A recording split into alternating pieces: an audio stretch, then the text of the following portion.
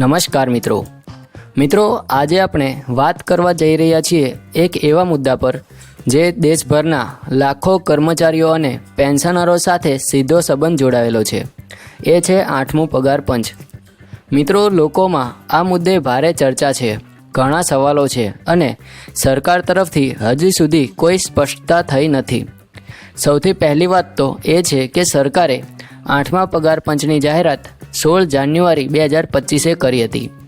હવે ઓગસ્ટ મહિનો ચાલી રહ્યો છે, એટલે કે 7 મહિનાથી વધુ સમય થઈ ગયો છે, પરંતુ હજી સુધી પગાર પંચની રચના જ થઈ નથી. કોણ અધ્યક્ષ બનશે, સભ્યો કોણ હશે, ટર્મ્સ ઓફ રેફરન્સ શું હશે, આ બધા સવાલો હજી બાકી છે. અને મિત્રો, કર્મચારી સંઘોની સૌથી મોટી માંગ એ છે કે લેવલ 1ના કર્મચારીને, જેણે હાલ ₹18,000 બેઝિક મળે છે, તેની સેલેરી ઓછામાં ઓછી ₹26,000થી લઈને ₹27,000 સુધી પહોંચાડવી જોઈએ.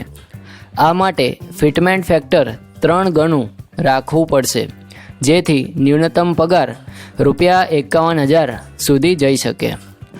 હાલમાં 2.86ના ફિટમેન્ટ ફેક્ટર પર આ શક્ય બને છે, પરંતુ તે માટે સરકારની ઈચ્છાશક્તિ ખૂબ જ જરૂરી છે. પરંતુ મિત્રો, જ્યારે પગાર પંચનું સત્તાવાર ગઠન નહીં થાય ત્યાં સુધી આ બધું ફક્ત અંદાજો છે. એ માટે જ કર્મચારી સંગઠનોએ 1 ઓક્ટોબરે આંદોલન અને 9 નવેમ્બરે દિલ્હી ઘેરાવની જાહેરાત કરી છે. તેઓ દેશભરમાં પ્રવાસ કરી કર્મચારીઓને જોડાઈ રહ્યા છે. હવે વાત કરીએ ડીએ મોંઘવારી ભથ્થાની. તો મિત્રો, છેલ્લા 2 વર્ષથી સરકાર ફક્ત 2% કે 3% જ વધારતી રહી છે. ક્યારેક તો 4% પણ મળ્યું છે.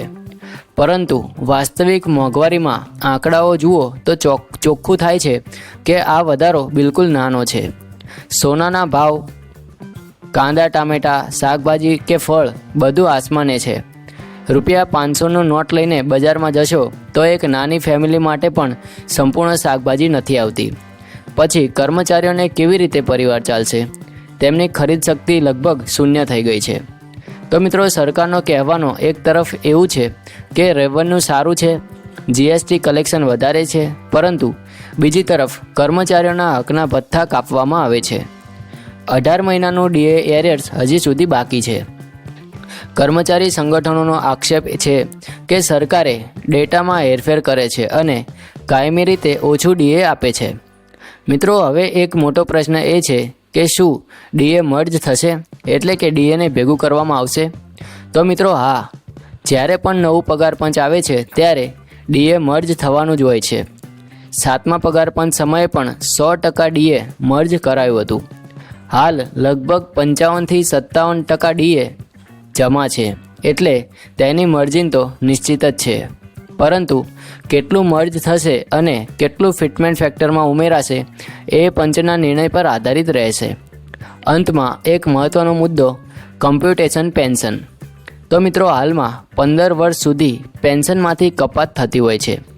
કર્મચારી સંગઠનોની માંગ છે કે આ સમયગાળો ઘટાડીને 12 વર્ષ કરવો જોઈએ.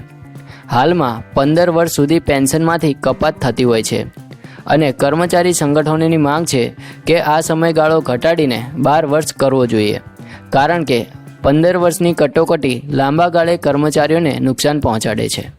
મિત્રો, સુપ્રીમ કોર્ટે પણ સ્પષ્ટ કર્યું છે કે આ મુદ્દો પગાર પંચ નક્કી કરશે, એટલે 8મા પગાર પંચમાં આ મુદ્દો ઉઠાવવાનો અત્યંત જરૂરી છે. મિત્રો, કર્મચારી વર્ગની હાલત તો તમે સમજી જ ગયા છો. એક તરફ મોંઘવારી વધી રહી છે, બીજી તરફ પગાર પેન્શન પૂરતા નથી આવી રહ્યા. સરકારને હવે કડક નિર્ણય લેવાની જરૂર છે. કર્મચારી સંઘો સ્પષ્ટ રીતે કહી રહ્યા છે કે જો સરકાર અવાજ નહીં સાંભળે તો આંદોલનનો માર્ગ અપનાવવામાં આવશે. તેથી અમે પણ પેન્શનરો અને કર્મચારીઓની સાથે છીએ. મિત્રો, આગળ શું થશે?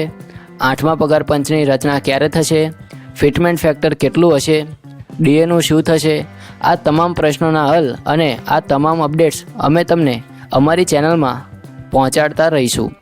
તો મિત્રો, આ ચેનલને જરૂરથી સબસ્ક્રાઈબ કરી રાખજો, જેથી તમને લેટેસ્ટ અને સાચી માહિતી મળતી રહે. તો મિત્રો, જો તમને આ વિડીયો ઉપયોગી લાગ્યો હોય તો વિડીયોને લાઈક કરી દેજો, કારણ કે મિત્રો આ ચેનલ પર અમે દરરોજ પેન્શન અને સરકારી કર્મચારીઓની માહિતી લાવતા રહીએ છીએ. મળીશું હવે પછીના નવા વિડીયોમાં. ત્યાં સુધી બધા જ મિત્રોને જય હિન્દ, વંદે માતરમ.